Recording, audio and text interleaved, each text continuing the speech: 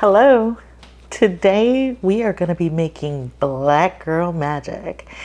Yes, you heard it right. We're going to be making Black Girl Magic. Not mine. Not mine. But we are going to be making this super cute Black Girl Magic. This little figurine is what we're going to be making today in this little online tutorial.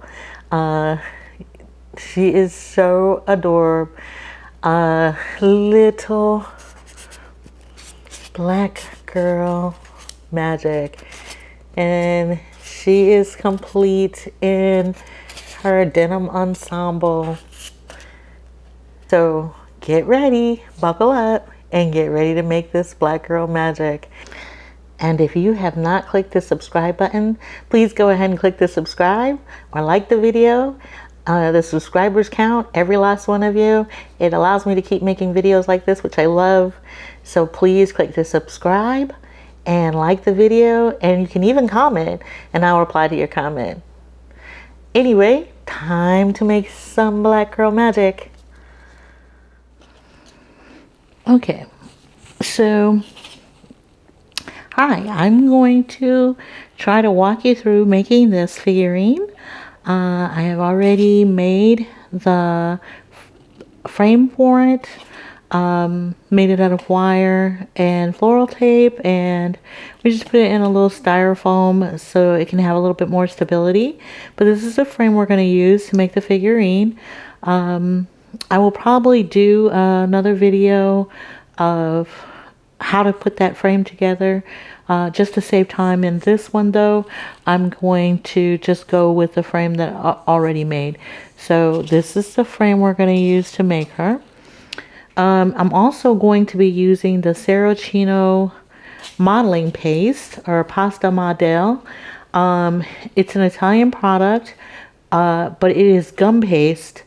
And when I say gum paste, it is probably by far the best gum paste you will use. Now, I have used several different brands of gum paste to make figurines, flowers. I mean, you name it, I've made it, and I've made it from all different brands of gum paste. But when I tell you the Saracino brand is by far the best, I mean it is the best. So what it is they put cocoa butter in their gum paste to keep it pliable.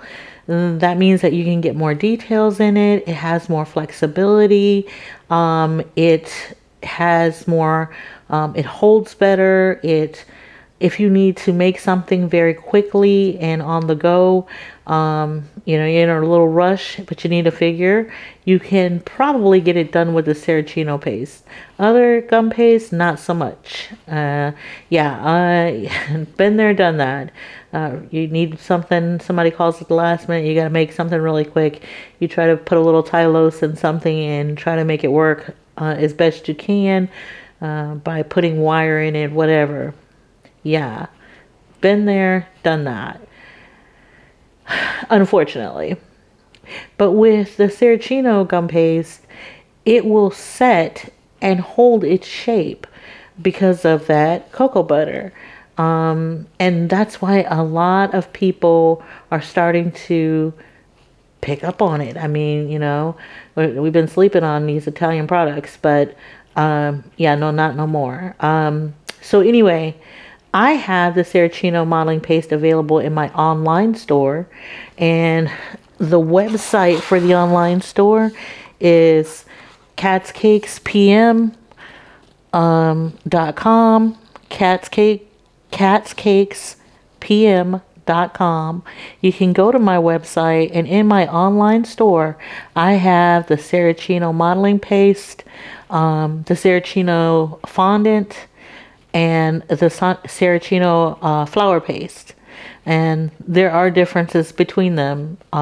If you decorate, you pretty much can figure it out. But for those who are new to decorating, I will just tell you that the pasta model, or the modeling paste, is what we use to make figurines, some flowers, and some other things that need to harden and set. So that's probably the most popular product, and especially if you do a lot of models and cake toppers. The fondant is what we use to cover cakes. You can use it to make models. You just have to leave them longer to dry, and you probably have to add some CMC powder or Tylose to it to make it set or harden up faster, and to give it a little bit more pliability so it doesn't stretch and break. But the Saracino fondant does have a lot more flexibility to it than most fondants, so you may not even need that. But if you want something to dry quick, you're going to have to use the Tylose if you use the fondant. And the Saracino floral paste is what we use to make flowers. It rolls out really thin but sets very firm, and you can make some beautiful, gorgeous flowers with it. So I have all of those available in my online store. Again, it's catscakespm.com. I have a bunch of colors in the modeling paste. I have the brown, white, light green or lime green, yellow, orange, red, green, Tiffany blue, light pink, light blue, and the rose beige. The rose beige is the color that they consider skin color. If you're making a figurine with fair skin, then you would use the rose beige. Otherwise, you'll have to mix colors. But they do have the rose beige, and I have it in the 1 kilogram and which is like 2.2 pounds in pounds. I know we use pounds here in the US. I have the rose beige and I have the white in the kilogram, and I have all the colors in the 250 grams, which is about a half a pound. And then I have all of those colors in the fondant too as well. The floral paste just comes in white, and then you have to tint it or dust it after you're done making your flowers.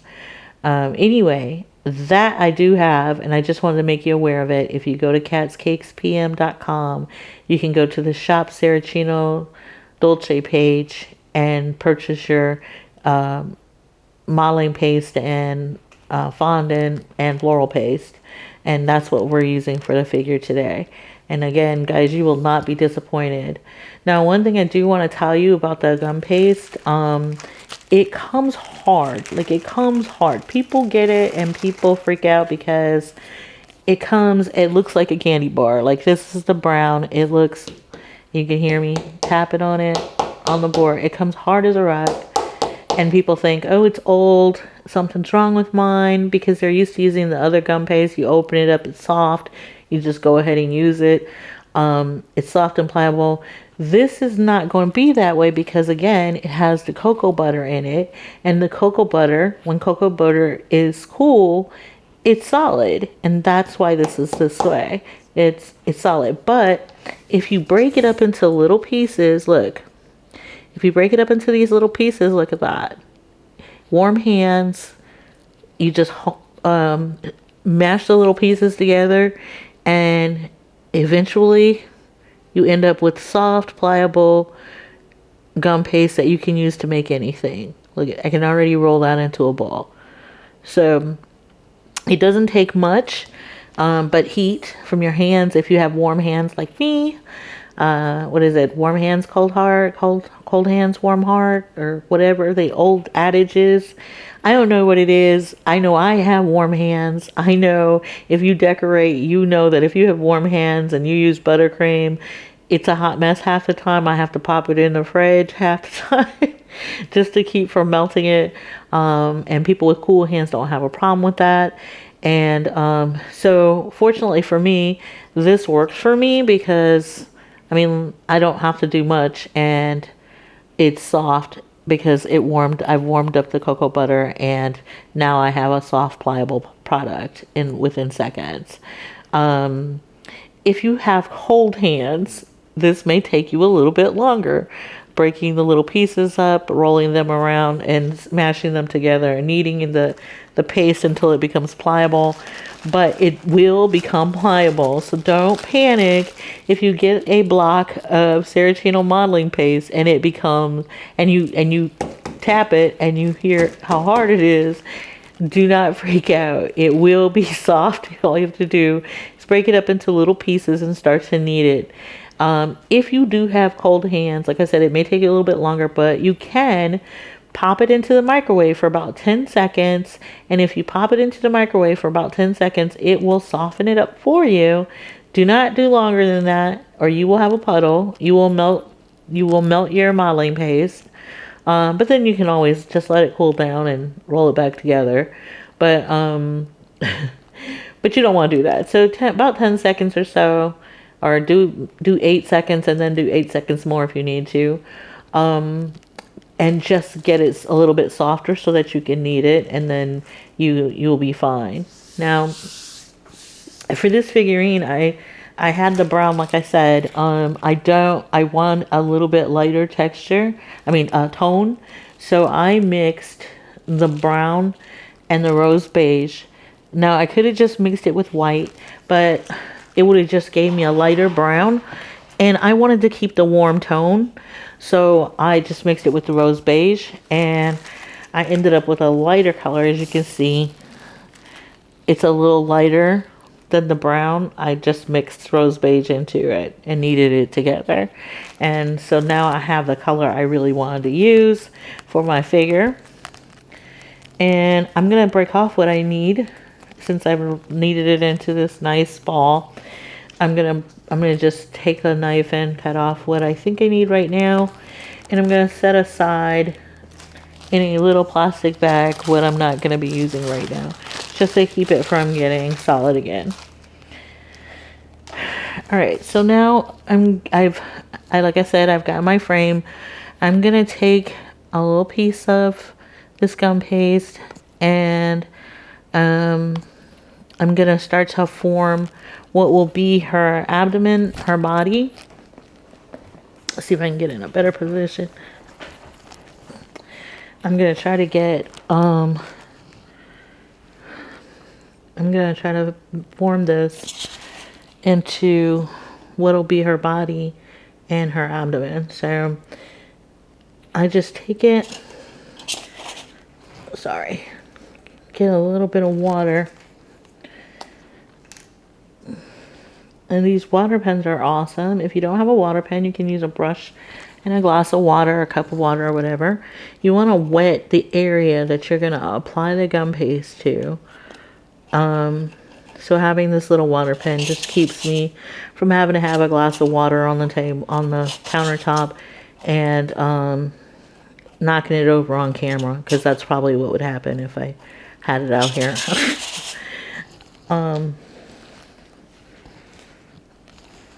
So when you're recording, just know that I'm up under the camera recording, and so that makes my area a little bit tight and makes it a little bit harder to work, but we're gonna try to get it done. So anyway, just after you put water on there, you just apply the gum paste.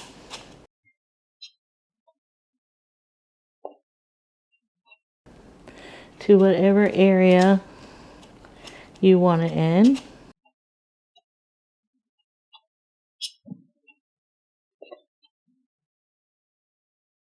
And I'm trying to make sure that I get all the areas. And we're not even really trying to worry about making it super smooth yet, but we will smooth it out some. I'm going to one piece underneath.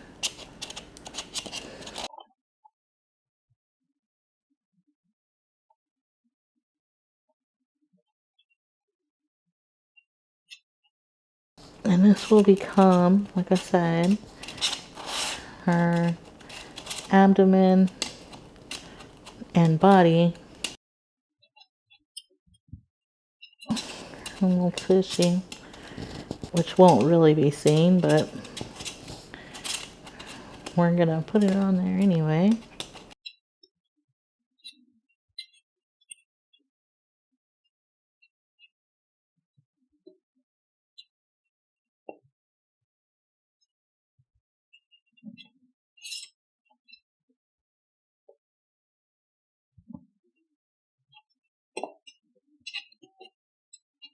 And you can see that it doesn't take a whole lot to smooth out any imperfections that you create when you're adding. And that's what I mean about how easy it is to use.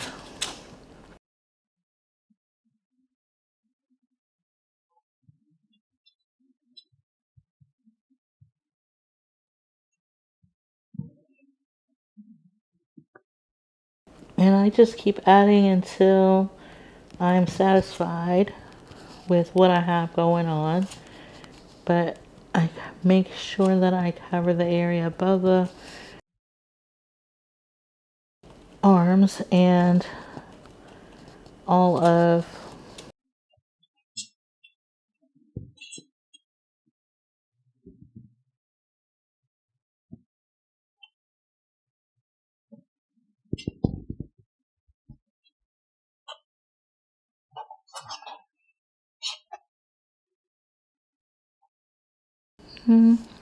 not bad.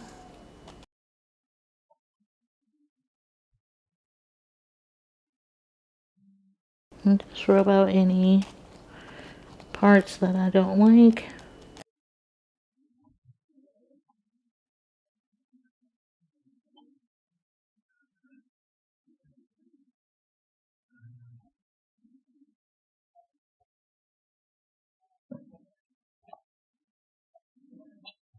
And I'm going to try to bring it in just a little bit at the waist.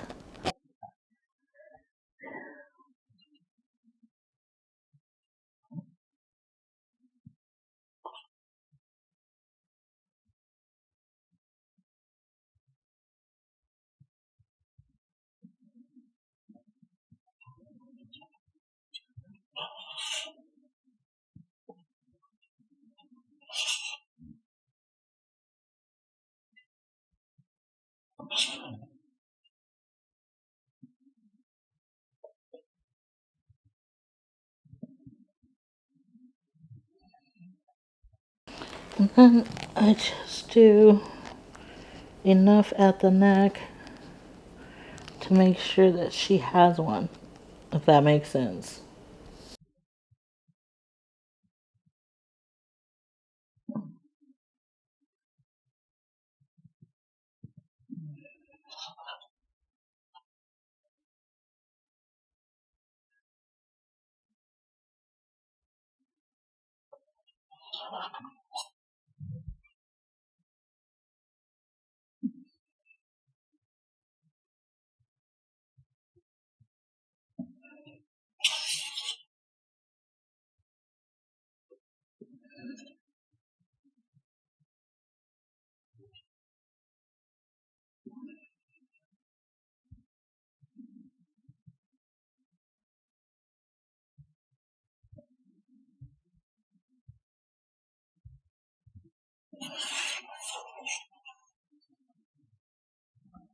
And I usually take,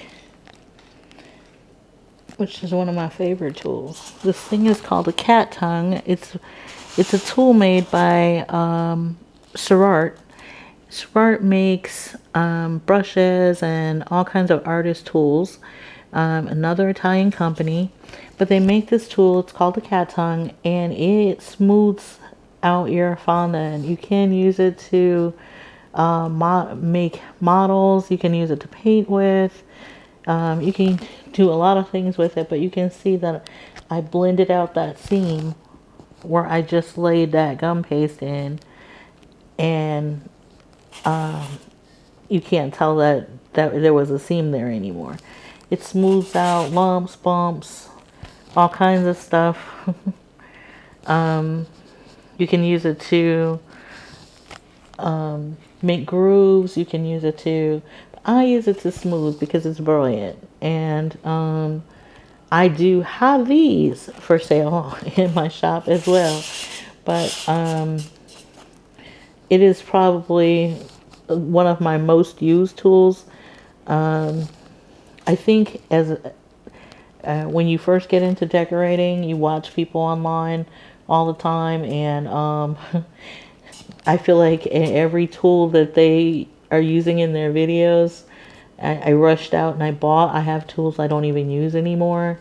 Um, but that being said, there are some that I use all the time. And I guess as a decorator, you learn what works for you. But there are some tools that I use all the time, and there are some tools that I never use that I purchased back when I was starting. And I mean, I've got hundreds of dollars worth of stuff that, you accumulate over time. But again, this one to me is well worth it because of what it does. And if you're going to build models, you're going to be trying to smooth areas you blend all the time, and this tool will do it for you. It does the work so you don't have to, and that's what I like about it. But again, a lot of this doesn't even have to be smoothed out because we're not even going to see it. You're not going to see it at all because of clothes. But I try to get things as smooth as I possibly can anyway, even though I know that there will be some areas that you won't even see. But anything that looks like it's thin, or any place where it looks like it's thin or needs a little bit more, I just go ahead and add it in, and then I just smooth it on out. And I'll keep doing that until I feel comfortable that I have a decent shape or figure to use for the body of this figurine. And so far, looks really good. So I'm happy with it. And especially since I know that a lot of this will be covered. But again, using that tool, I was able to smooth out where I just put that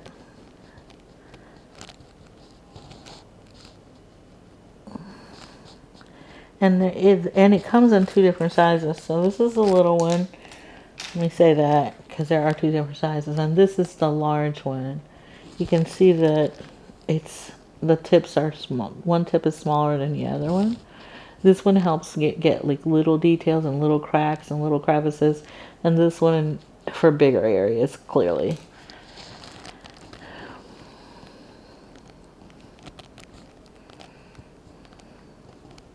But it's called a cat's tongue. If you needed me to repeat it again, I will put links in the description for the video for all of the tools that I use and the modeling paste, everything that I use. I will put links in the description. Okay.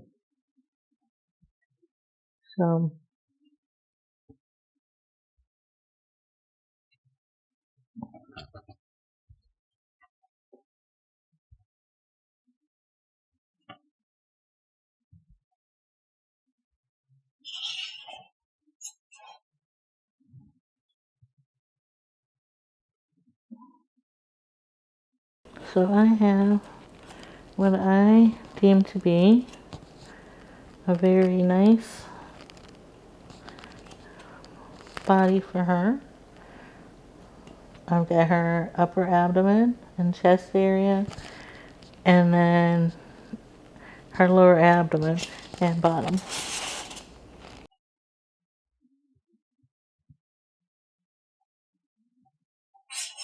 Okay. Okay. So now we're gonna try. I've pulled some uh, light blue gum paste. I'm gonna put her legs on and try to do her jeans. Um, I'm gonna try. Need this just a little bit more.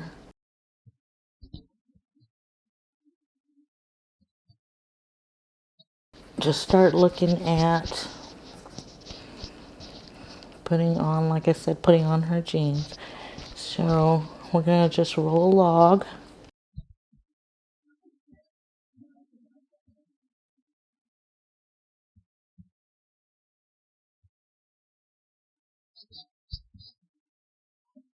Don't want her legs to be too big because her body's small.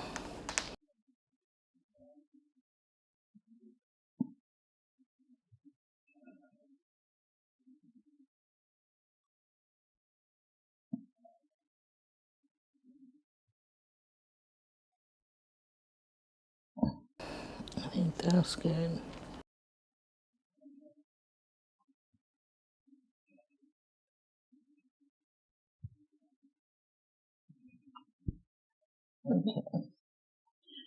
So we're gonna take this out and we're gonna apply some water.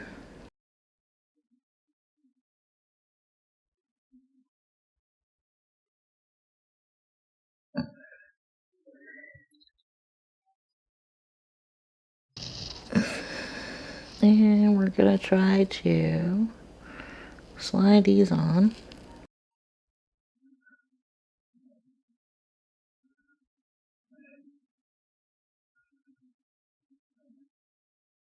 And we can always straighten them out later. Right now, we're just trying to get them on.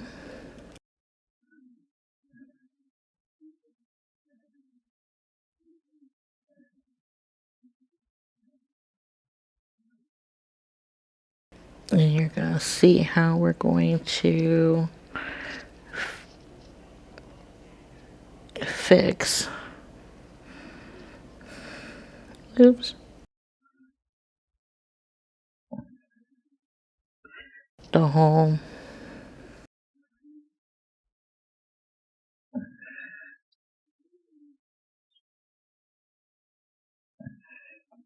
Oh, they're on my hands.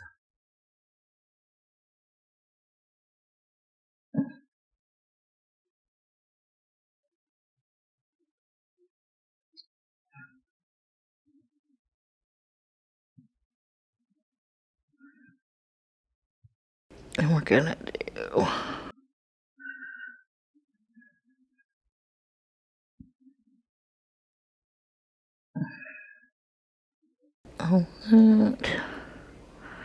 a bit of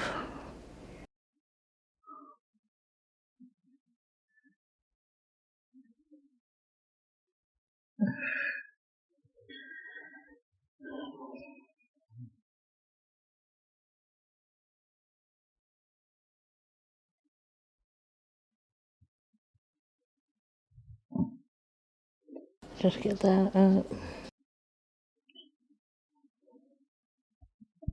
And then we'll add the whole crotch part. I mean the crotch and the um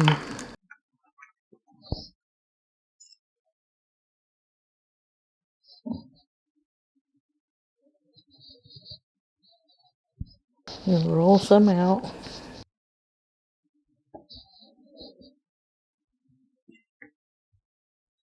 And that's plenty. And cut that there.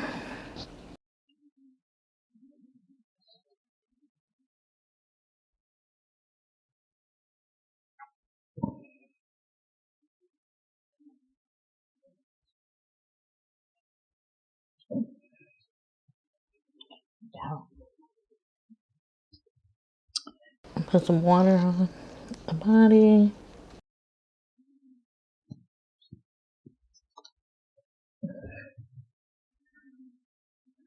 I'm going to try to lay that straight edge at the top where I think about where I think her waist should be at. And then we're going to cut this right at the seam.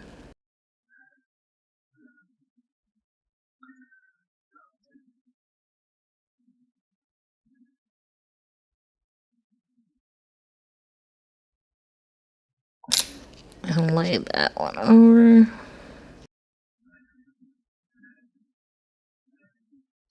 And cut it right at the seam. And then we're just going to blend those two together. I clearly got water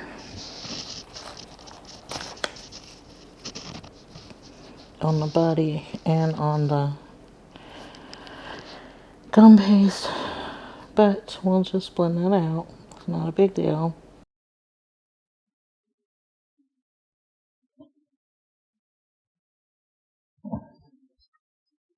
And we're going to cut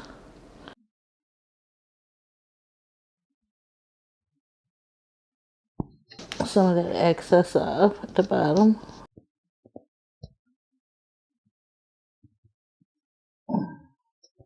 And that way, when we start to blend,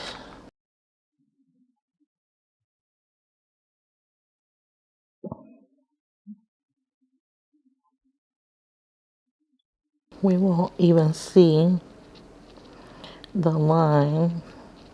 And I'm sorry, I'm all off camera blending. Okay, unfortunately, the battery cut out on me, so I continued to work thinking that I was recording, and unfortunately I was not. But all I did, if you can see, is I finished smoothing out those jeans, and I put a couple creases, like for lines for wrinkles in the pants. I put a line up the butt and a couple creases there where I was going to have that leg kicked off at. And now I've just rolled a piece flat. I'm going to make a couple pockets for the back of the jeans. So I'm just cutting little squares, and I'm going to cut the little corners off. So they'll be more pocket-like.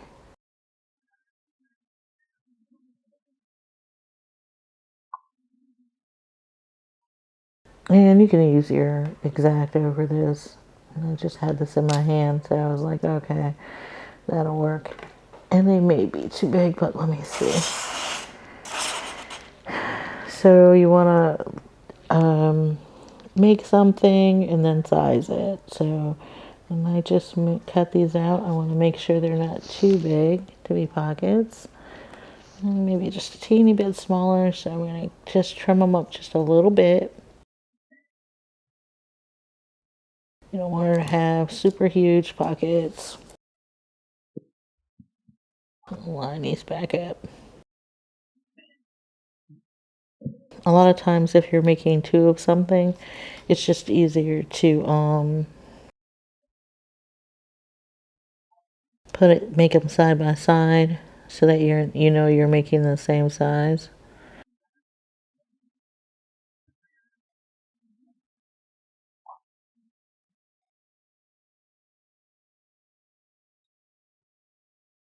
And so I'm just probably holding my breath.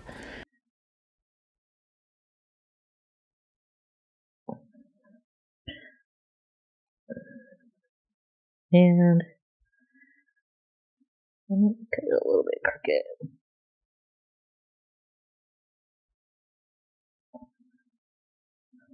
And sometimes, when I'm working on something, I do find myself holding my breath.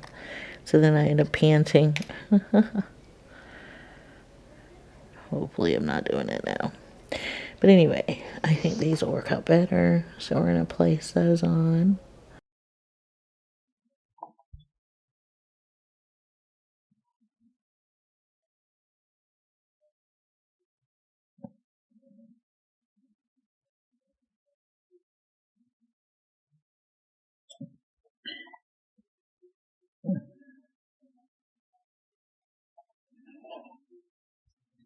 And put the second one on.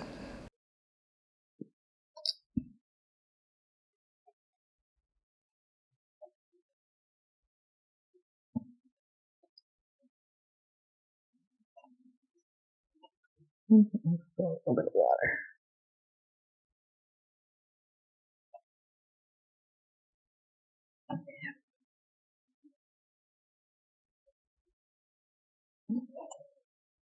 Again, with my warm hands, not working out as easy as it would have if my hands weren't warm, because they're causing everything to stick. But here's the thing, because I have my little smoother here, I can fix the edge of that.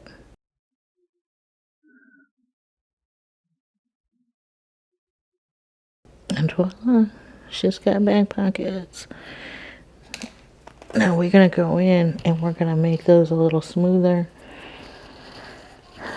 by with the little wheel. And we're going to do some stitching lines. So I do have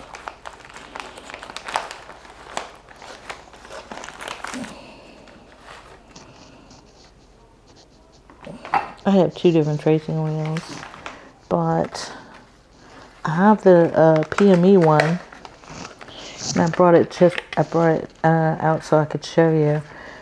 So the PME one, I have these in my shop. Yes, I'm plugging my shop, but I have these in my shop. The PME one has the stitching wheel, the flat line, and it also has a little zigzag line wheel all in one roller. So if you get this, you have all three wheels. And it has it's a little bit heavier. So for me, I have a little bit more control when I'm working. So it just makes it easier for me to do what I need to do. But anyway, gonna do a little stitching line down the side. Do one on this side.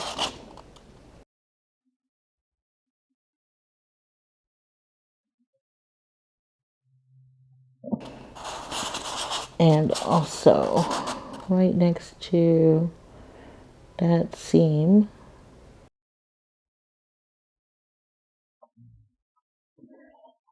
And then I'm going to try to do a little bit of one on the edge of this pocket.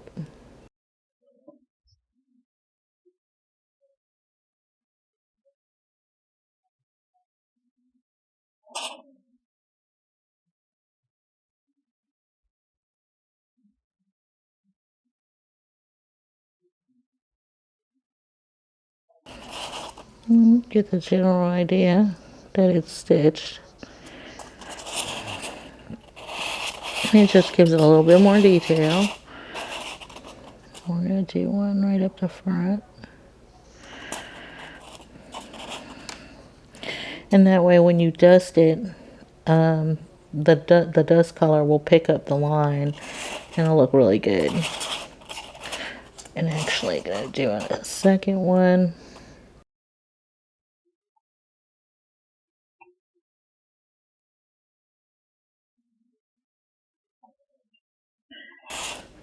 Side.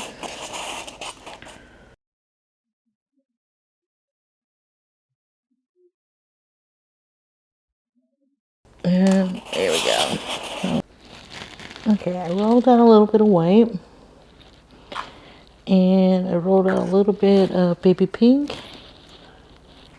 And I am cutting, squaring off the white. Just trying to straighten it up a little bit.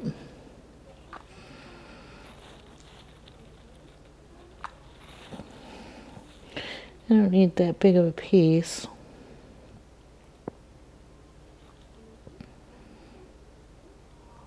So now I got a piece for the front and a piece for the back. And I'm going to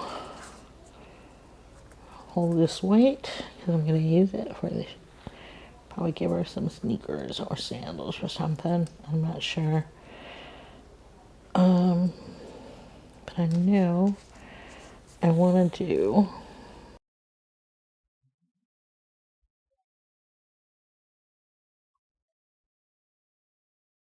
a little strip of pink on her shirt. So we're going to add that on there. And then we'll square it back up again.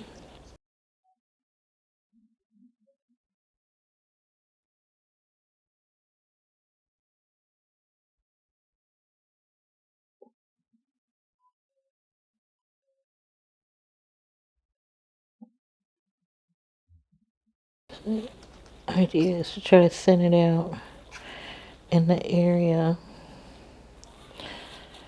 where they join the two colors together so that it won't be thicker, because you want it to look like one piece. And I'll square these back off again. And I'm gonna cut out a little notch for her.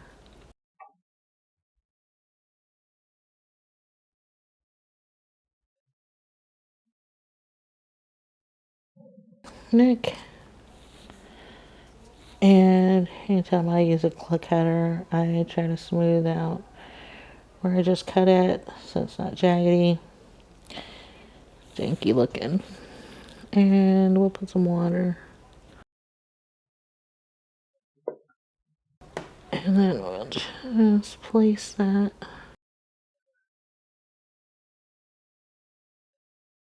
And hold on the shoulders. And now just a little piece for the back, because we're just gonna meet up in the back with the front.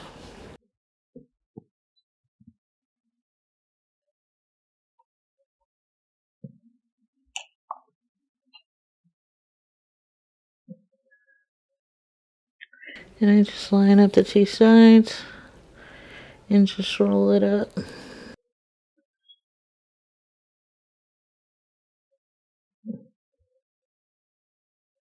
And that way you know you're where you need to be at. And then I'll just take my little knife. I'll use my X-Acto this time.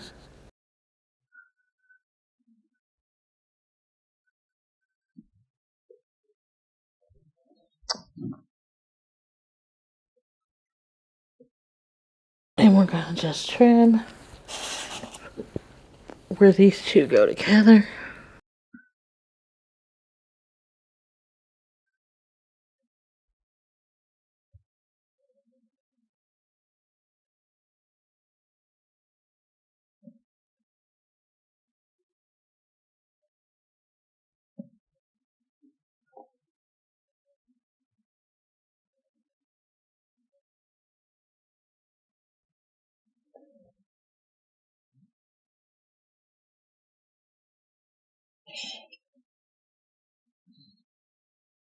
And because I know that there's gonna be a jacket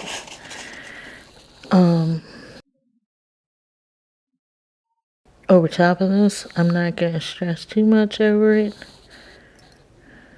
I think I'm going to put a little jacket on. A little denim jacket. I think it'll be cute. At least that's what I'm going to go for.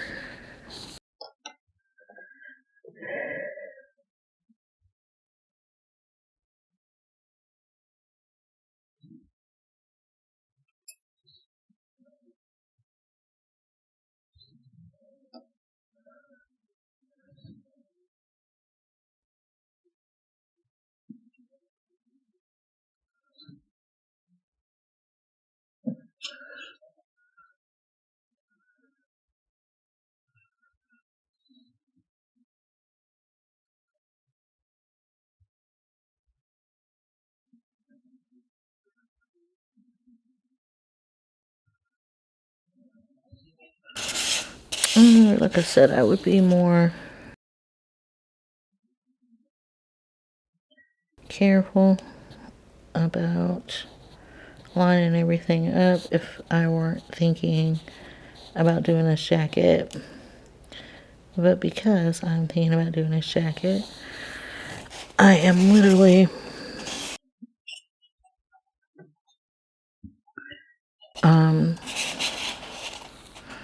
just cutting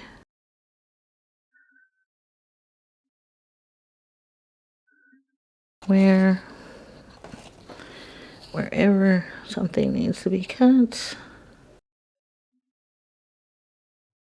Like taking out the excess and just running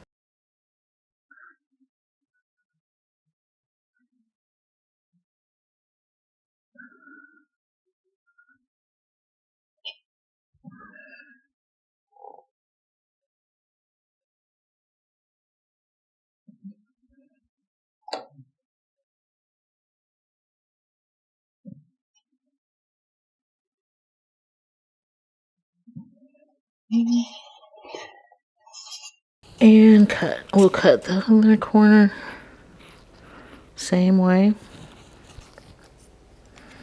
Lay this over the top. Get rid of the extra.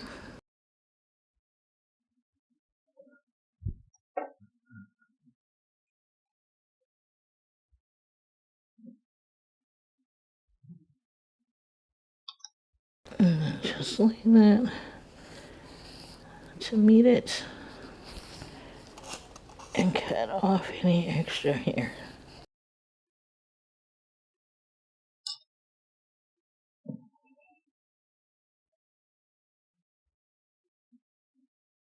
And there we go.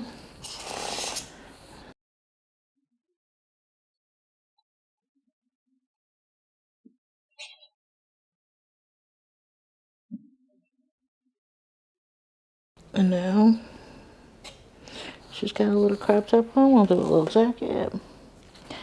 That's what I'm thinking anyway. And then we'll probably do a little pink belt. If we do a little pink belt, then we can go ahead and put the little belt loops on her jeans.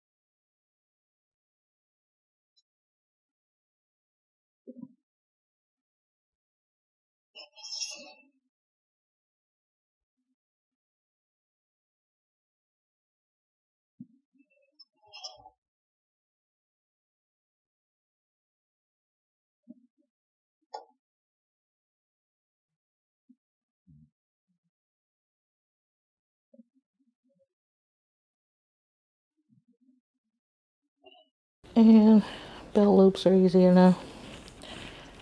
We're just going to roll some little blue, more blue. Really, really skinny.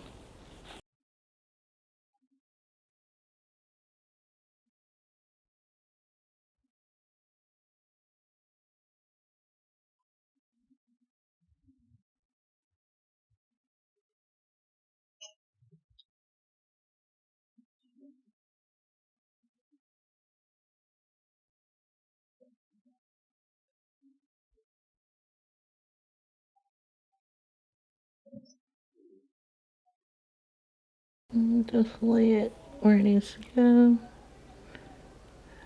Trim it off.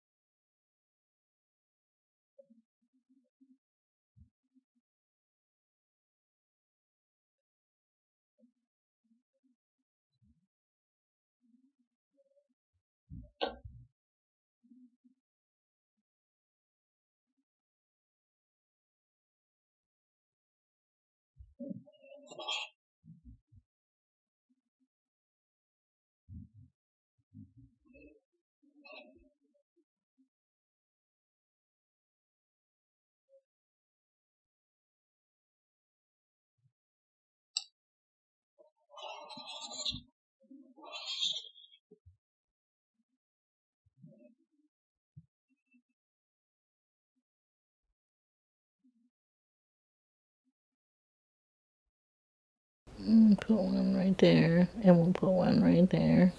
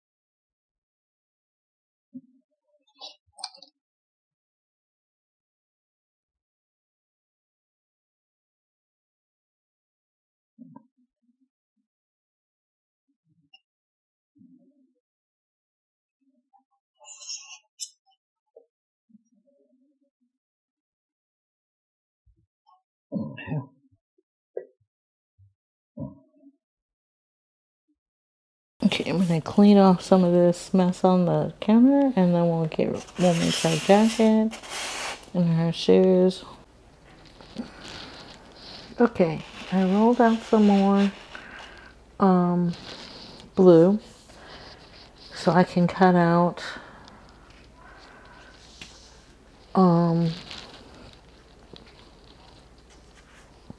the jacket. So for the jacket, I'm going to cut again. I'm going to go ahead and square this off.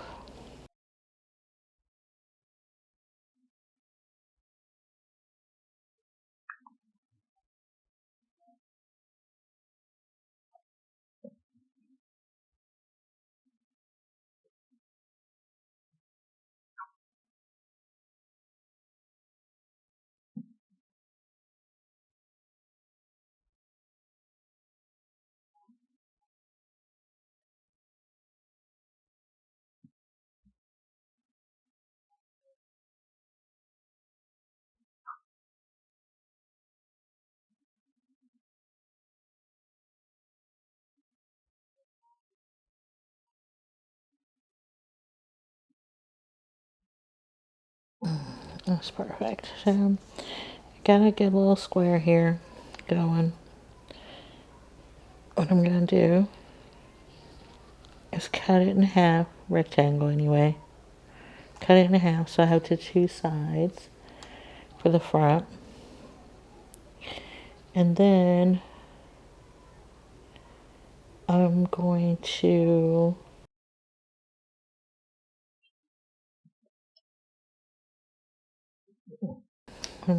I'm going to trim it just a little bit rounded on the corner, because when it starts to go back over the shoulder, that's where it's going to be bent. So we want to leave it open there. So I'm going to a little water.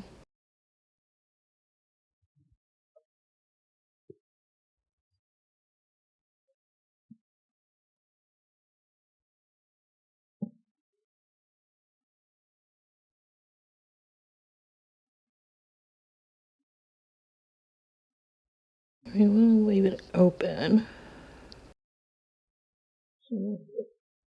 Like that.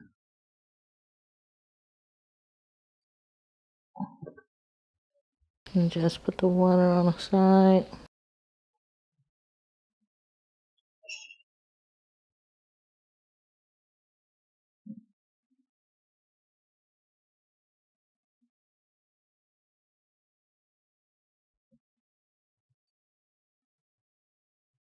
And again, want to leave it open.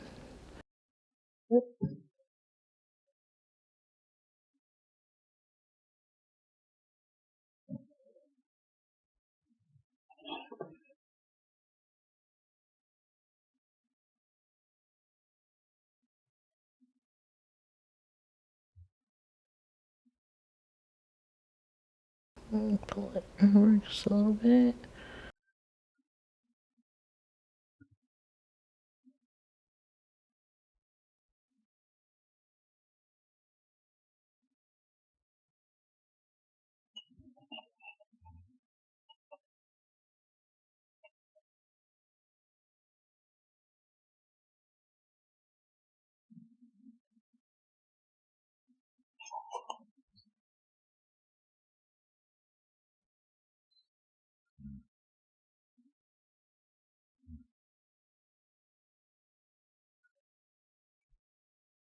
And once you have it placed where you want to place it out, or where you think it will work for what look you're going for, then we're going to go ahead and trim it. I'm going to make sure it meets at the side.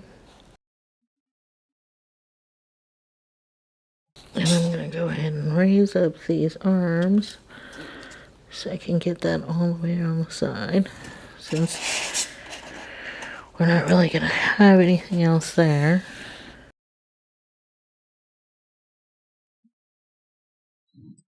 And go ahead and cut that.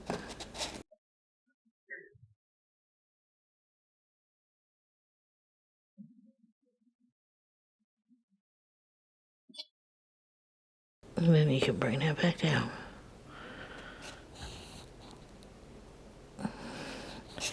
And then that will help so you can cut this collar, this sleeve, up here at the top,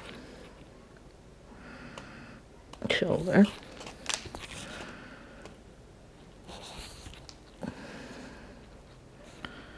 And then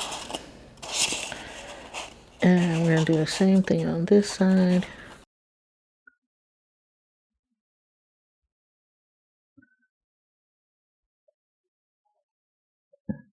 Move around to the side.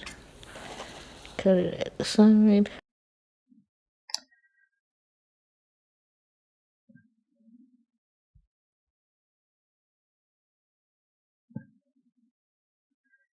And then cut it at the shoulder.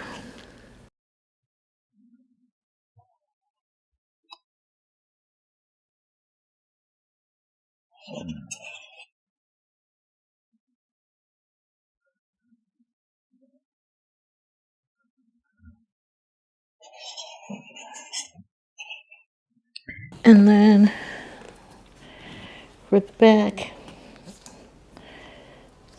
I'm gonna go ahead and cut a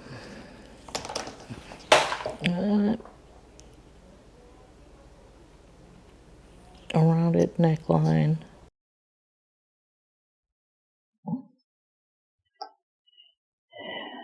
And I'm gonna go ahead and lay that up there.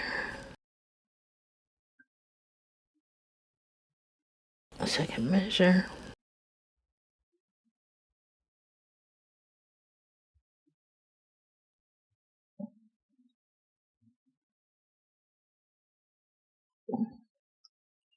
All right.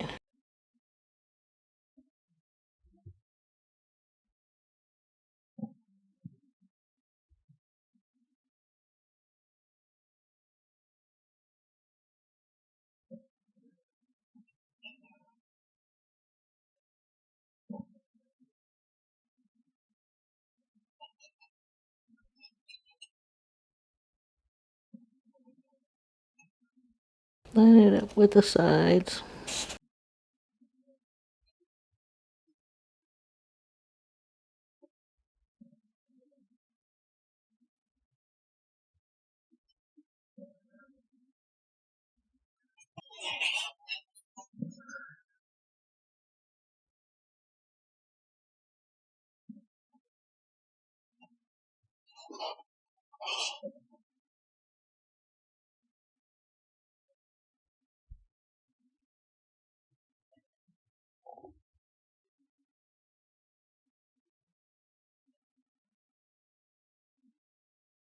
Make sure you're not pushing in.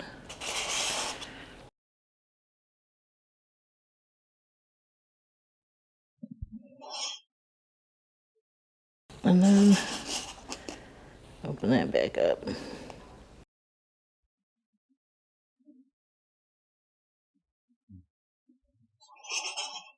And then can cut that shoulder off.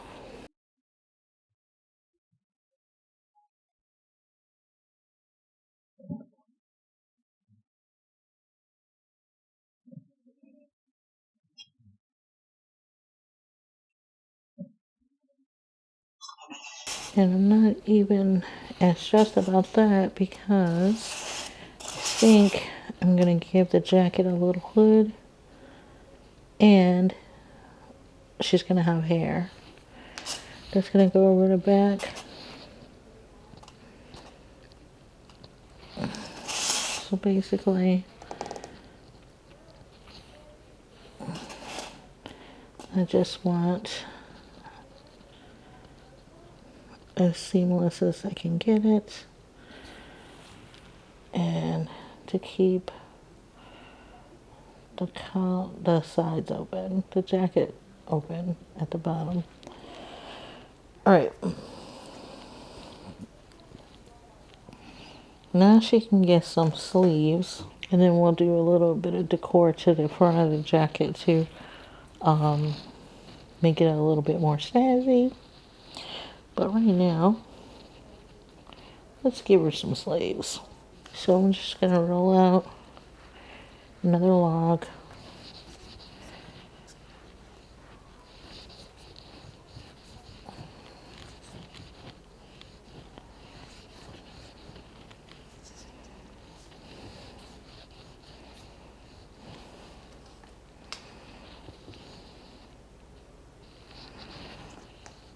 Cut off the corners.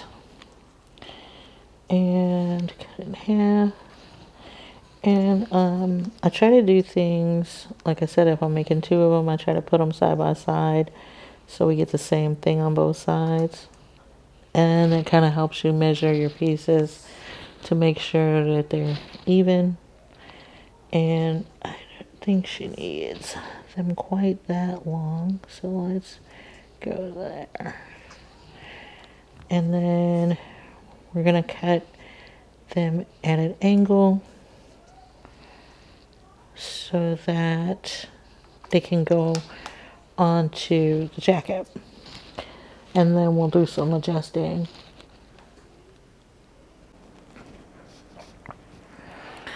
Okay, so I put on the arms and I finished a little detailing on the jacket. So now I'm gonna dust it with a little dusting powder to try and get a little bit of the details to pop a little bit. I was trying to debate what colors to use. I think I'm gonna use a little bit of like a periwinkle, a little bit of the periwinkle, and always do this over paper towel so you don't get dust everywhere. And I want to go ahead and do it now before I add like the shoes and stuff, because I don't want them to get any of the dust on them, because I think I'm going to do white. So I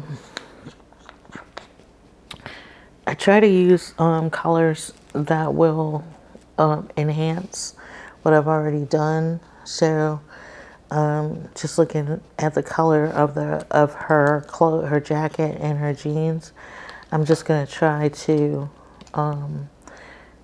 add a little bit of. So you see, it's not gonna do a whole lot, but it will add some highlights and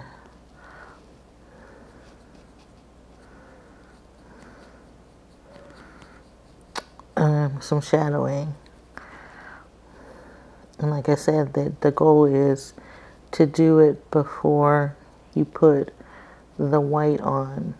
And see, I got a little bit on her belt, so I'm gonna have to clean that off before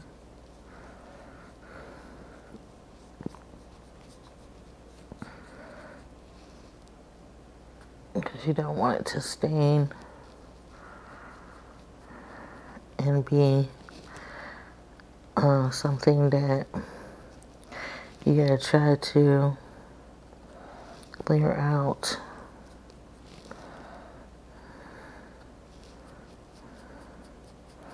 But I usually go in with like a darker color, just because it adds a little bit more dimension. And so I'm just gonna add this and see how it enhances the stitching.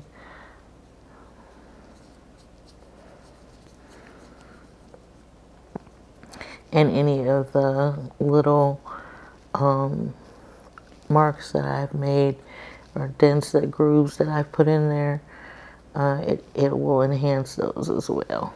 So that's why I put them in.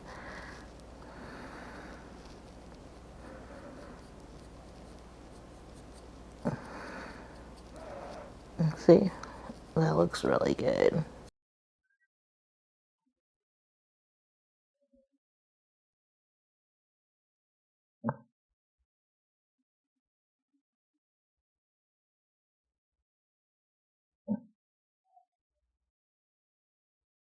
I'm trying to be careful with my hands here so I don't get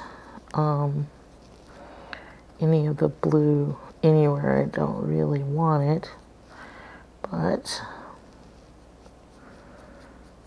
still get it in all the detail areas. So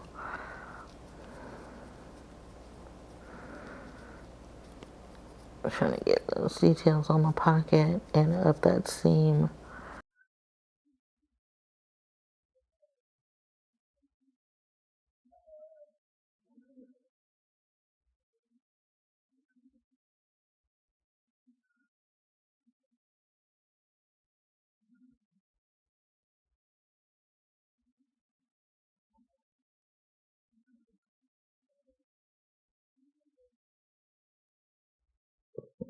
And you can see how easy it is to end up all over the place. I'm getting it all over my hands, which I will have to wash my hands before I do anything else with this.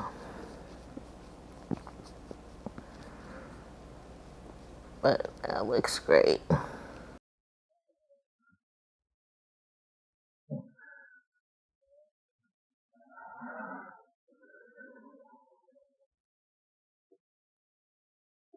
I want you to do the sleeves.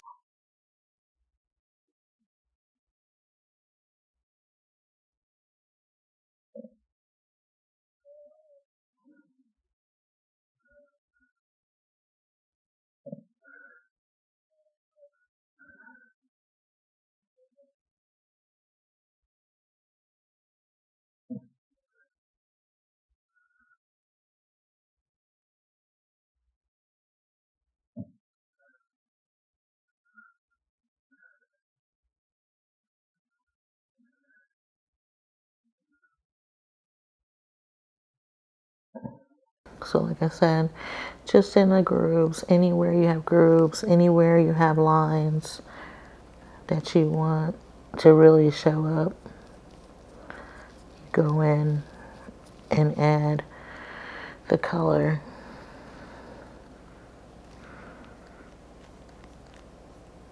But I really do try to clean my brush or shake some of that powder loose before I put it on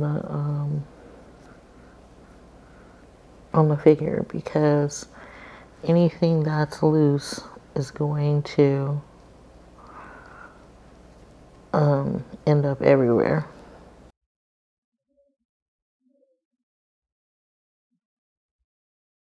And while we want to add color, we really do want to be strategic about where we add it, and that we don't get it on the other parts of the garment.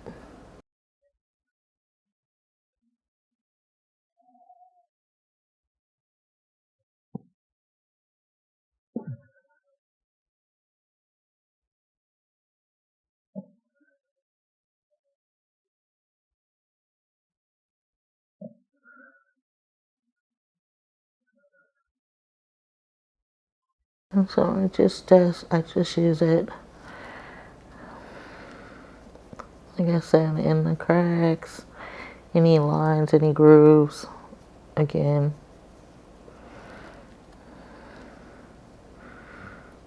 see how heavy that was? And that's what you don't want. But again, she's gonna have some hair, so it will cover a lot of that up. But you can always come back with the light and try to blend it out.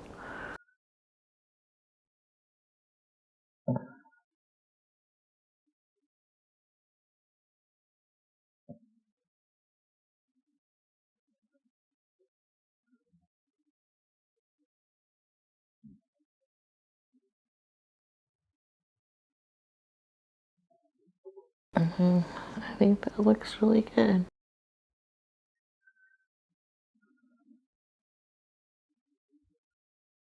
It gives some definition to the garment, which is what you want, and just add some more tone. And I think now they look more like blue jeans too. Like, so it's not like she just has blue pants on. It's more denim-y.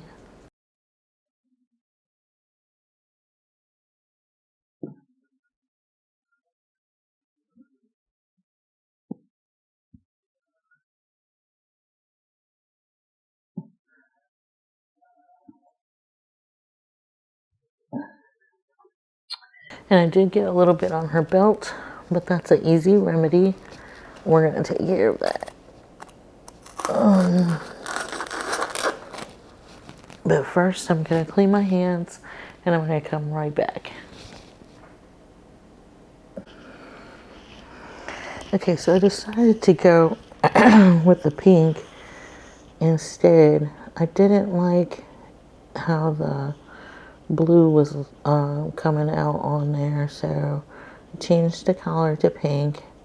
The same principle, just rolled a piece out and laid it up around the collar. Plus, I wanted to be able to show you the fur tool, which is really cool.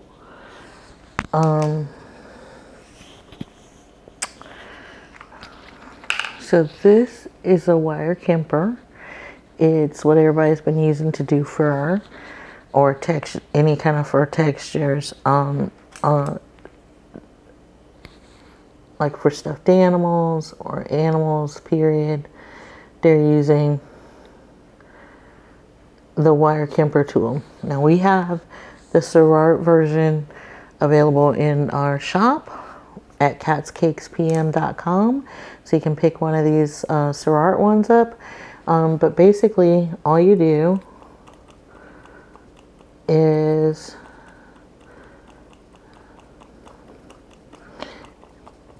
apply pressure. There's these little wires, and when you use them on the gum paste, it creates a fur-like texture and gives the impression that it's fur or fur-like fabric. I don't know how many people are really using fur anymore, but I wanted this to have kind of a fleece, the appearance of fleece, since it's a jacket. But I'm going to keep pushing that back because I want that to stay open.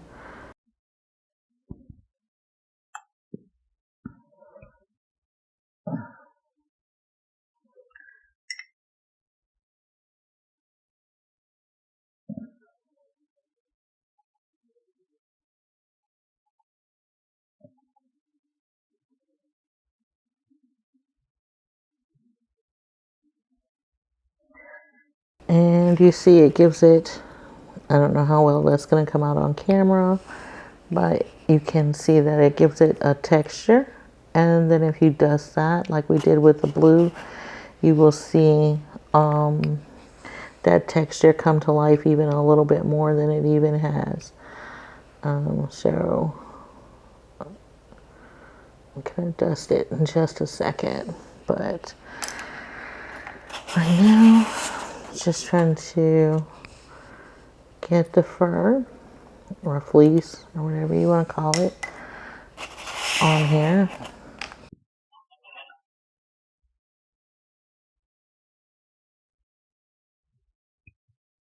One thing I can tell you about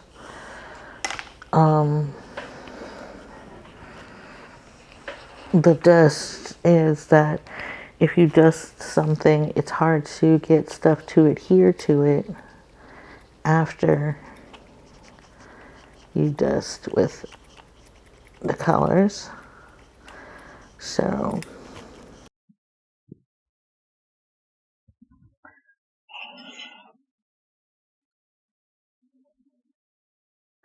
but again, she's got plenty of hair that's gonna go on.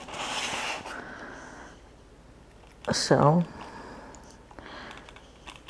really, I am mostly concerned with the front and making sure it's textured.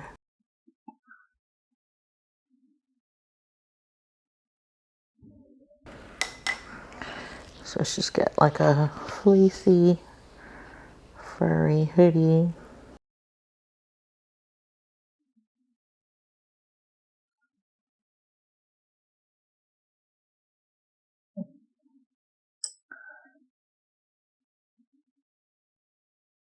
And I like the pink way better than I like the baby blue that I was gonna use. So that's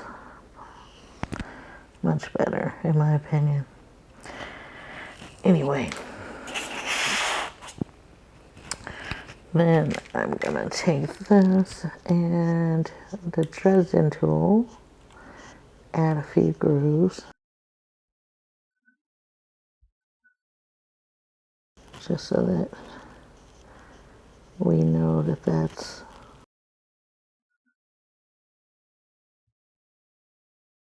a hood.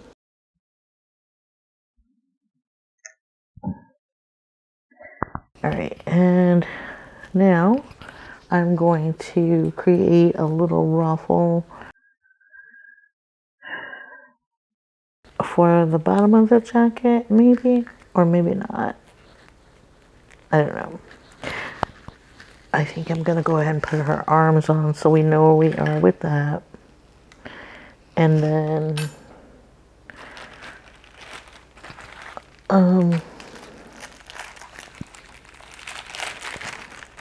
we'll put her shoes on, I think, after that. But arms first.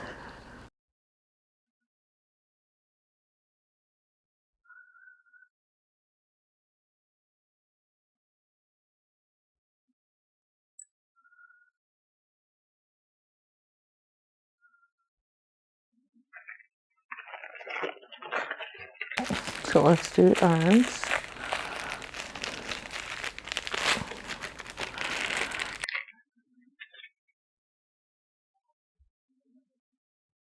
Getting that same brown. As you can see, it darkened up in her tummy and her neck, because this is the brown that we were using, but you can see that it does get darker. So I'm going to go ahead and I'm going to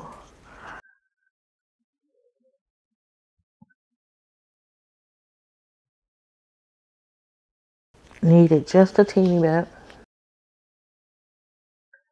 and then I'm going to roll out a log for her arms.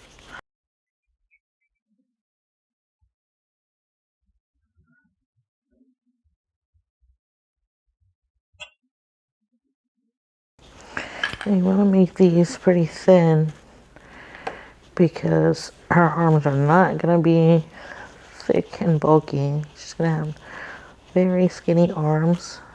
If you look at the rest of her body, if you want them to be in proportion.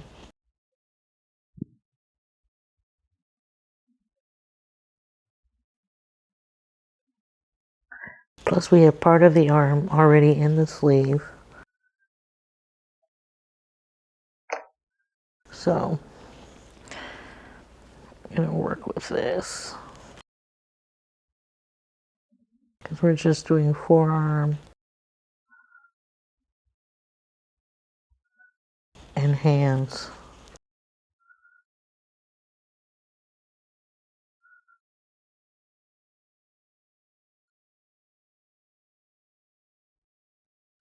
I think that's plenty.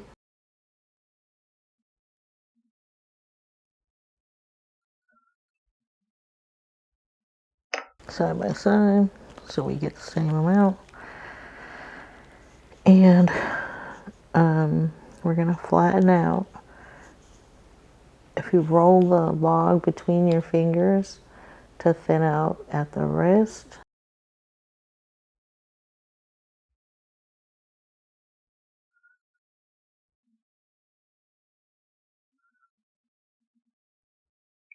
and then flatten, so we can get ready to do the hand. Same thing on this one. We're gonna roll it between our fingers at the wrist to thin it out even more, and then flatten, and that's gonna become our hands.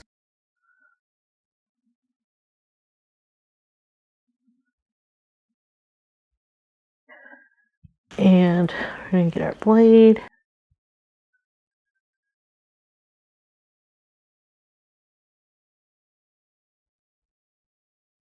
I'm gonna cut in and up and remove the triangle.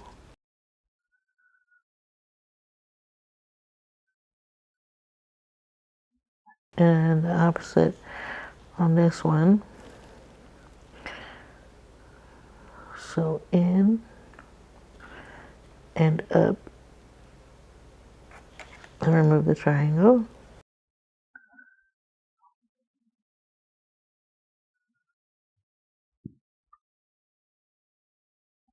And then 4.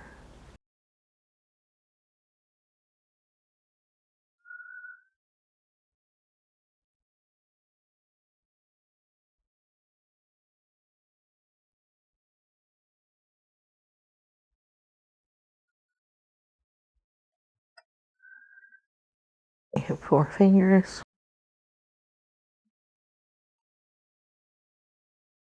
I'm going to spread them out just a teeny bit. Okay, I have added the face and the head. I've modeled the face and added it to the figurine.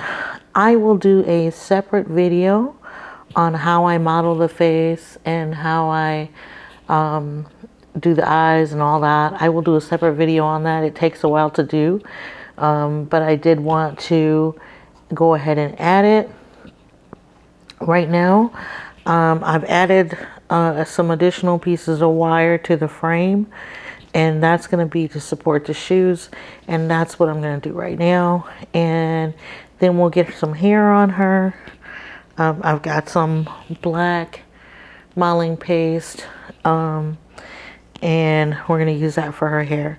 But first, let's get her shoes. So all I'm going to do is knead this white.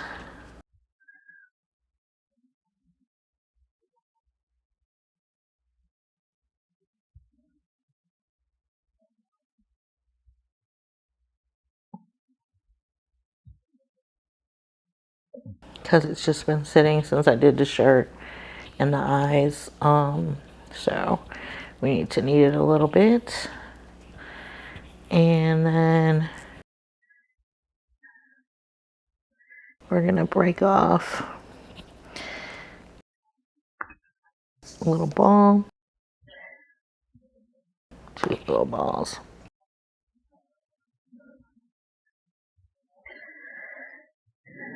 And gonna kind of roll them into balls, and then we'll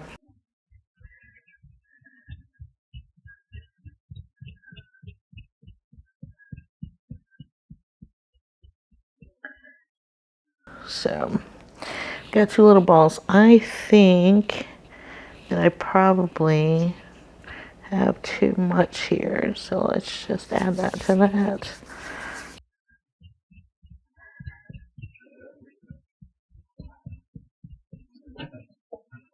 Can't hold on to it.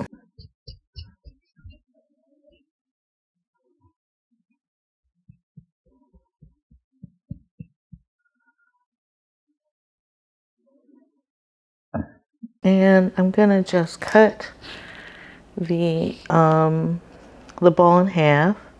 And remember I said about getting things equal and even in the same size. So if I make one ball and cut it in half, I have 2 pieces exactly alike.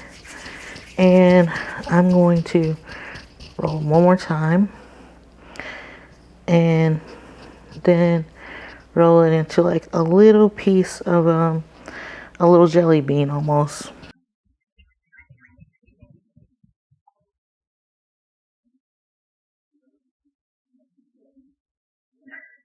And that gives me 2 shoes.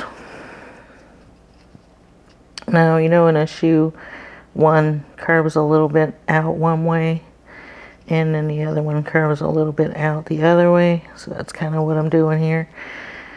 And then I'm going to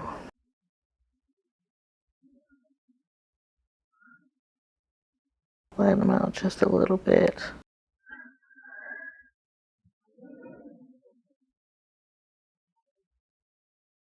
And I think those will work.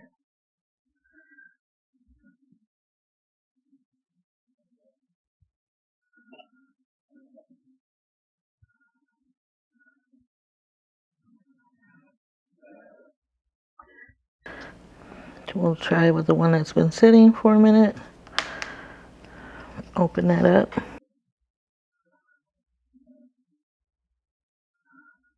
Slide it all the way back and close it around the wire.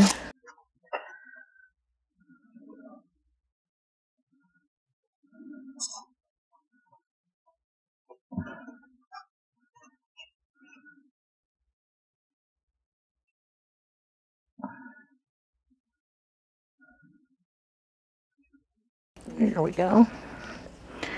And let's do the second one.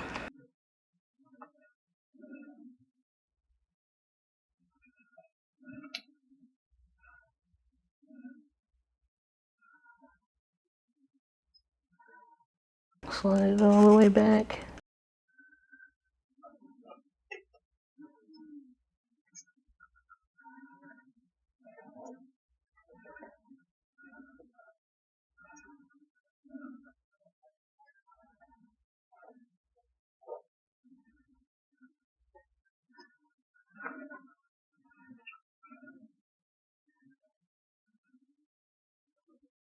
And then we're going to push her down, her wires down.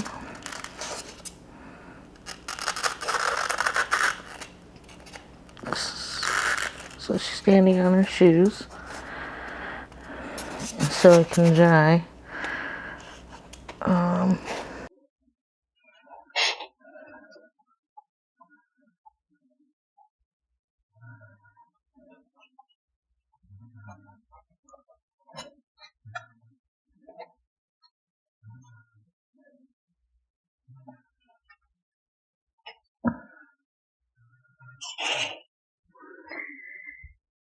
And if you, like me, and you get a little color on your shoe, you can easily get that off with a little bit of alcohol and a Q-tip, and that's vodka, clear alcohol, like vodka.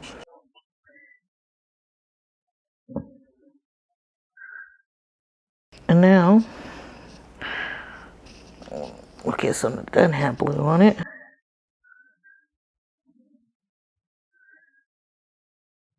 And we're going to do the little band around the bottom of the shoe to make it look more like a tennis shoe. And do that by just rolling out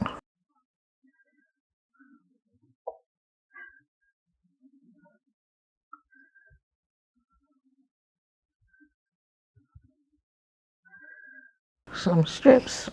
And then I have a little roller. I don't even know where I got this from. You know, that's what I was talking about how you get tools and you keep them for years and you don't know where you got them from. You don't even know what the purpose for them was. I believe this was a tool that broke, and so I was like, well, I can still use the pattern. So you just simply just roll it, and you get that little impression. And now I'm gonna take my blade and I'm gonna cut some strips. First I'm gonna even it out, but I'm gonna cut some strips to become the bands at the bottom of the shoe.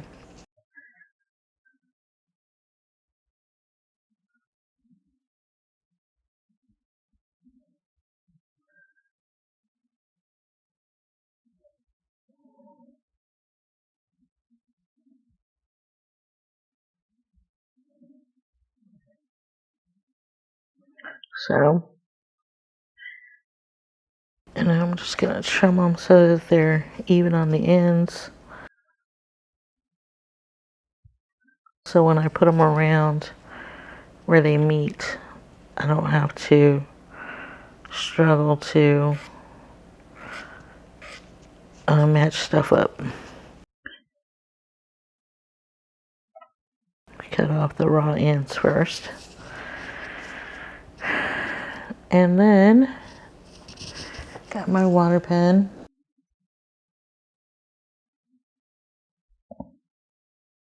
I'm gonna just wet the bottom, going around the shoe.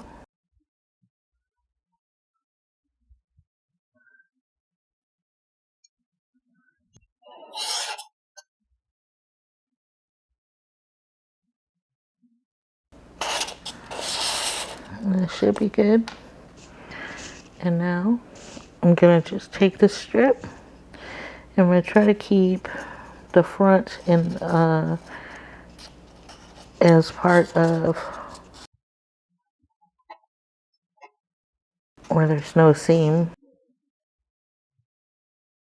just so that you always want your prettiest parts to be what you see. So I'm going to do just that. And around the bottom of her shoe, back around to the back.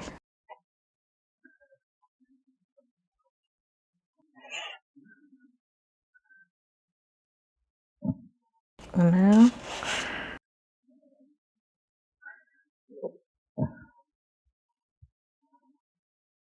do the other one.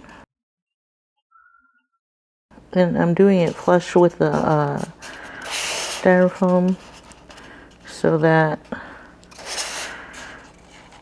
it's at the very bottom of the shoe, so that if you do move it to put it on something else, you will automatically have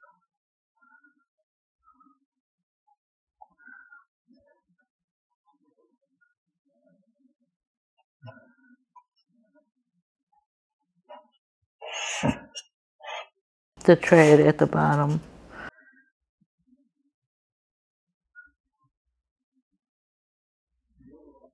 I just, whenever I see anything that doesn't look filled in, I'm gonna go ahead and add gum paste. That's just the very back of the shoe, filling in a little hole where I joined that split.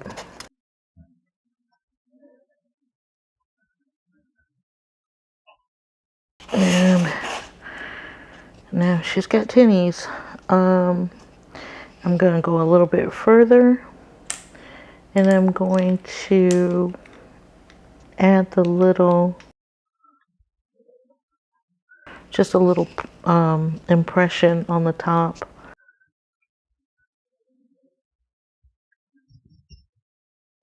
where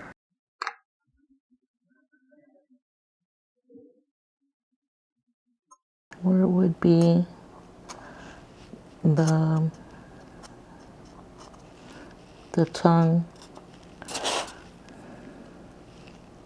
and the shoestrings.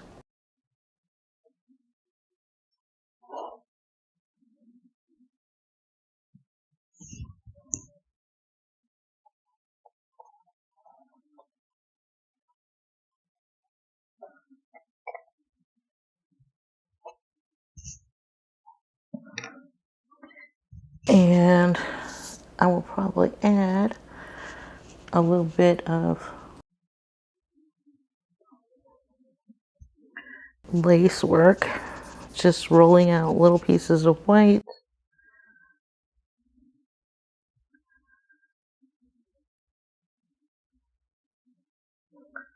And that will give us a little hangover shoelace.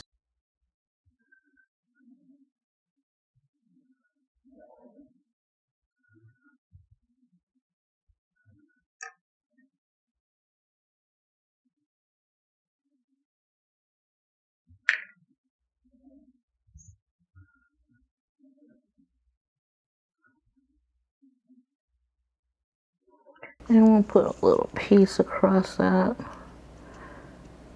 so it'll look like she's laced up right there and there. Exacto.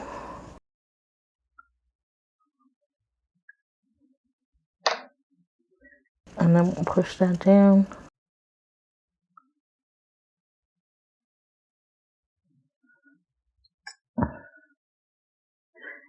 And a little lace in the second one.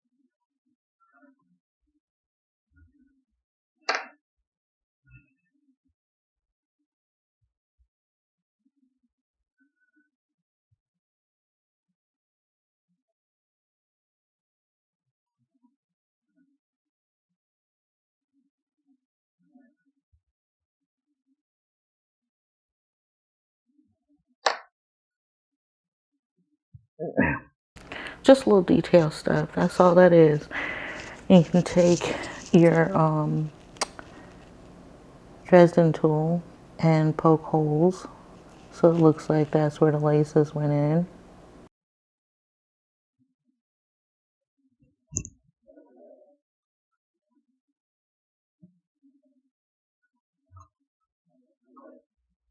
And now she's got her sneaks on. Okay, now we're gonna do hair. We gotta give her some ears. We gotta give her some hair.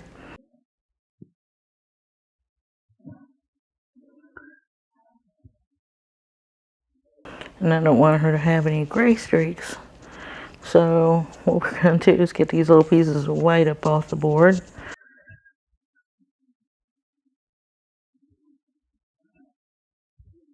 I think.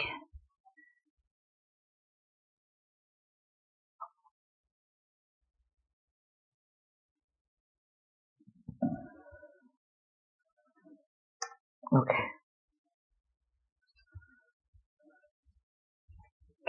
So for the hair,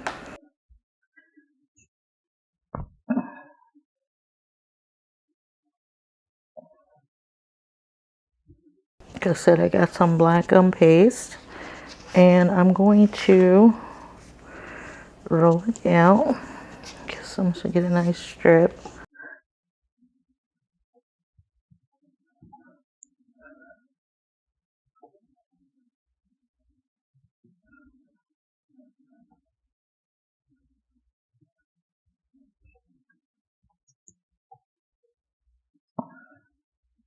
And that's probably plenty to start with.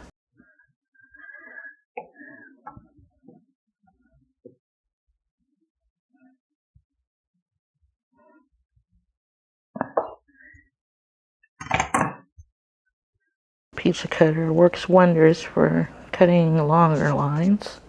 So we'll cut that, put that to the side.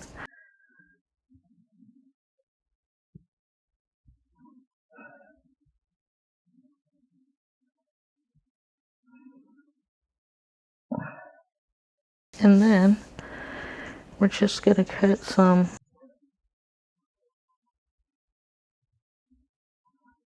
strips.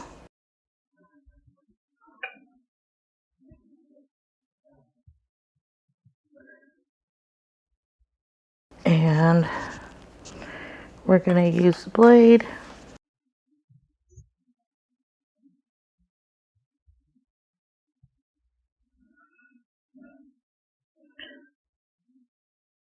And we're just gonna cut lines in these strips.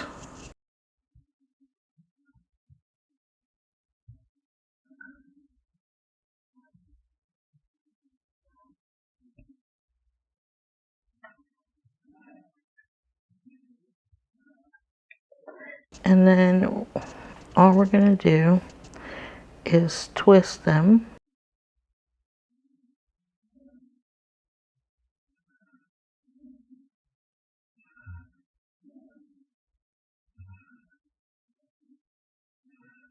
It's actually easier to me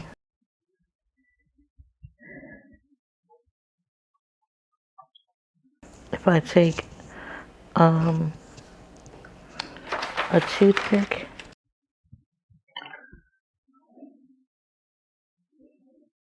and I just wind it just like a curler, and then just slide the curl off the toothpick, leave it in place.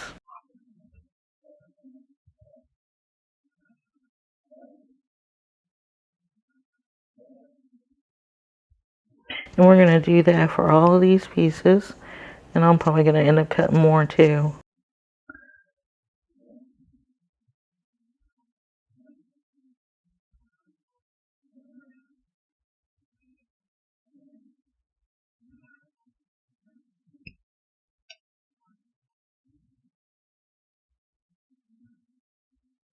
Cut that little piece off.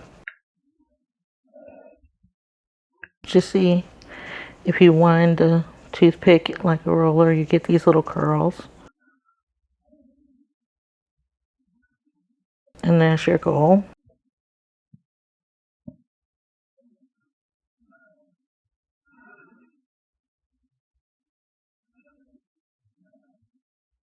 And you're just going to do that with every piece. And I'm going to do the rest of these, and then I'm going to come back.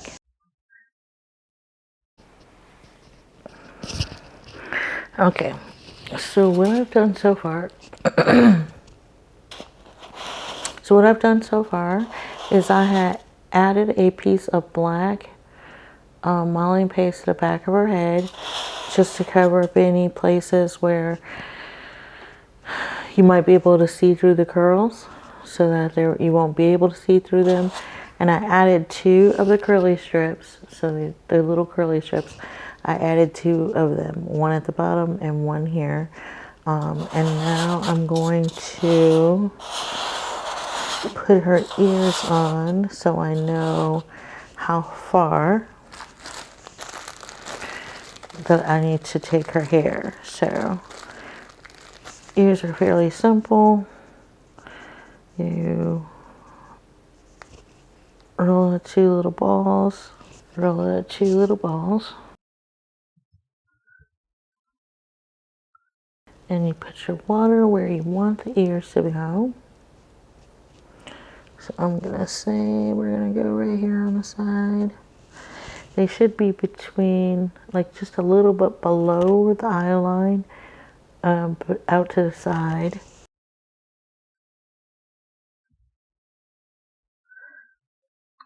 So I'm gonna put one right here and one right here. And then I'm gonna get my little ball tool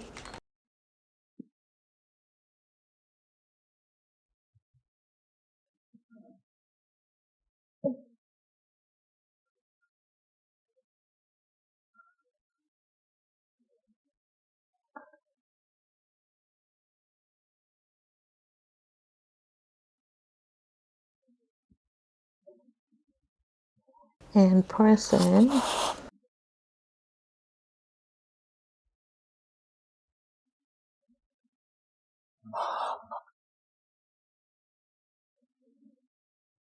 And just lift up, adjust however you feel like you want your ears to look.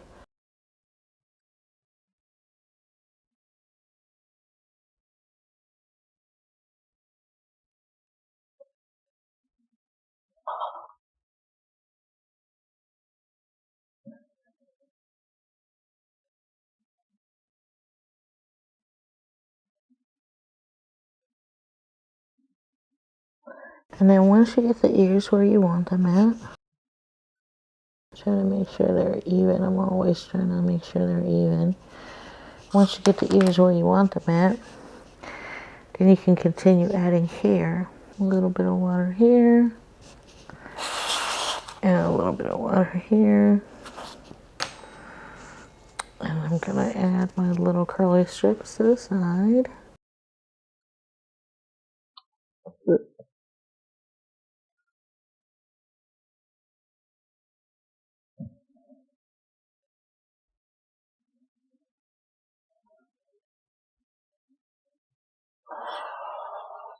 And the one on this side.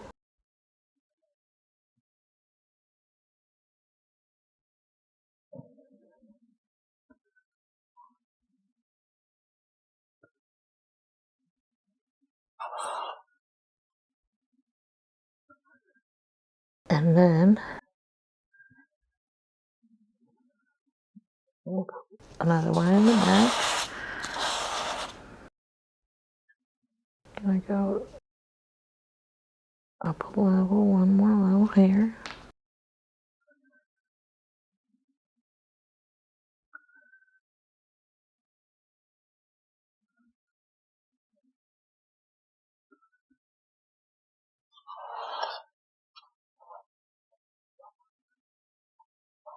And then put our side ones on.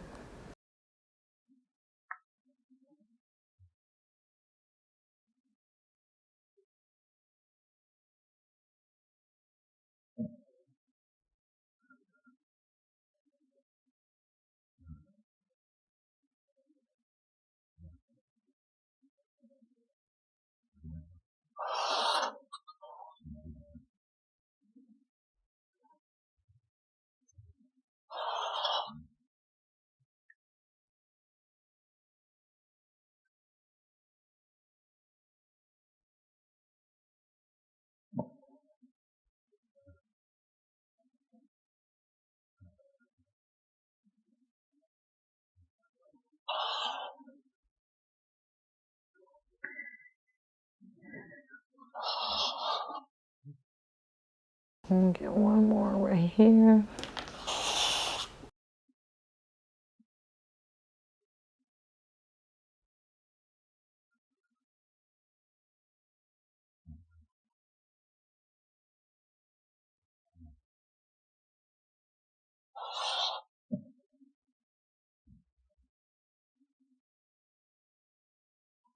And we're gonna adjust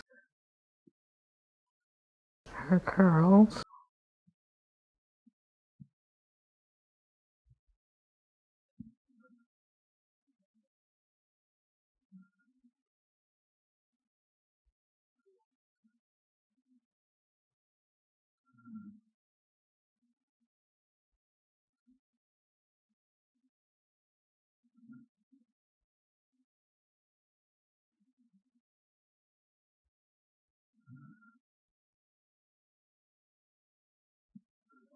And then we just need to get one more on this side. And then we'll start putting little individual pieces in.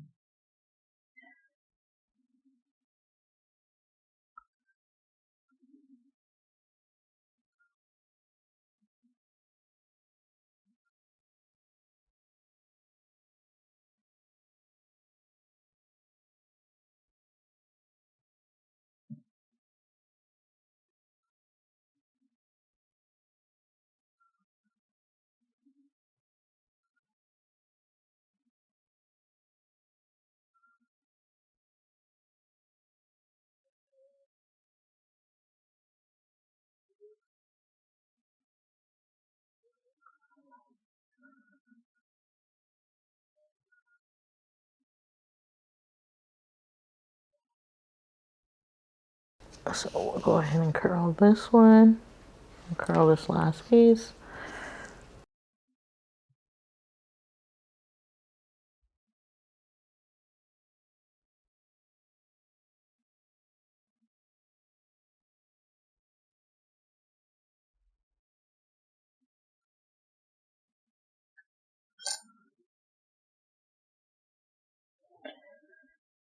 It's interesting, those wands that you use to curl your hair with.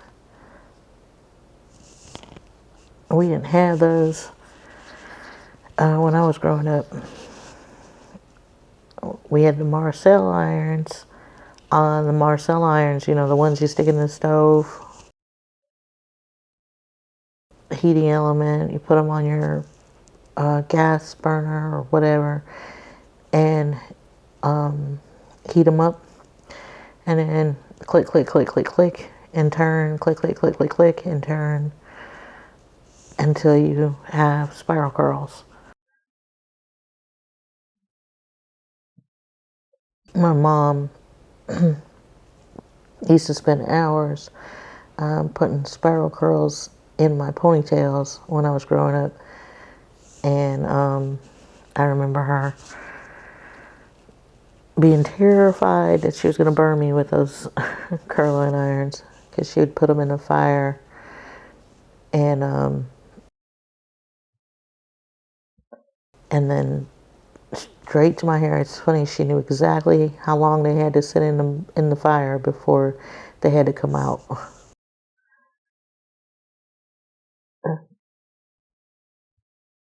But that didn't keep her from having that little piece of paper towel that she would test it on.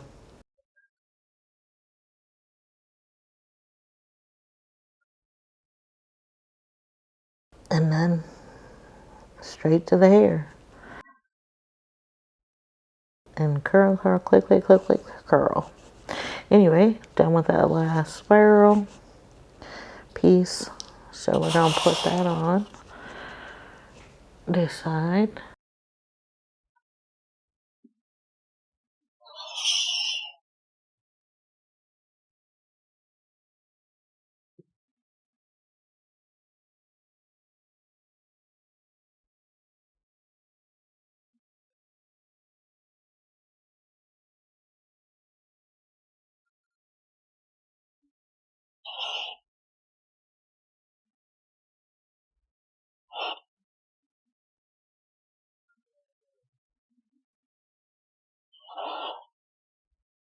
And then I'm going to get my Dresden tool, and we're going to make a little bit more definition in that part.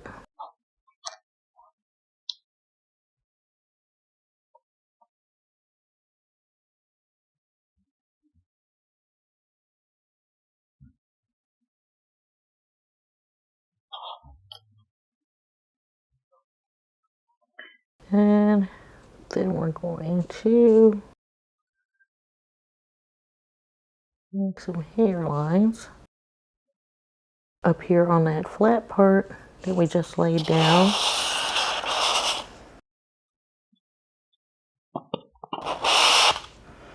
Hope you can see this. All I'm doing is taking a Dresden tool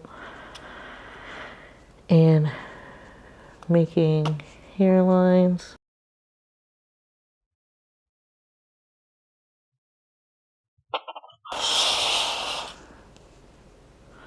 So that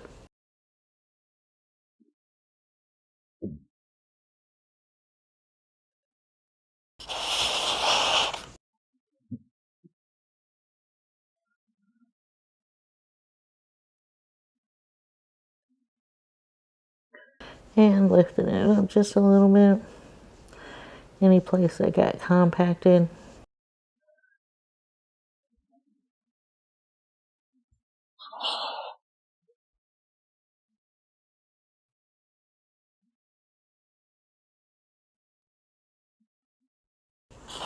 Make sure our hair is nice and full.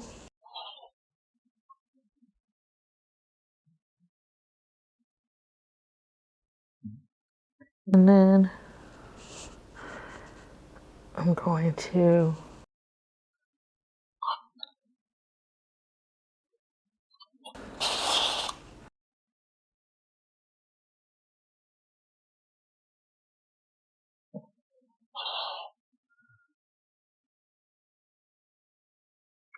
give her a little lift in the front.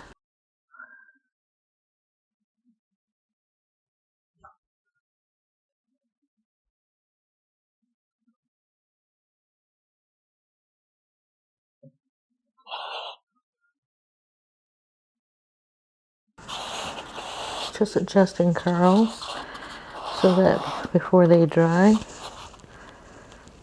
So we have them where we want them at. And I think she's absolutely adorable. But anyway, I'm gonna put a couple more little finishing touches on her, and I'll come back and let you see how it finished, how I finished it up.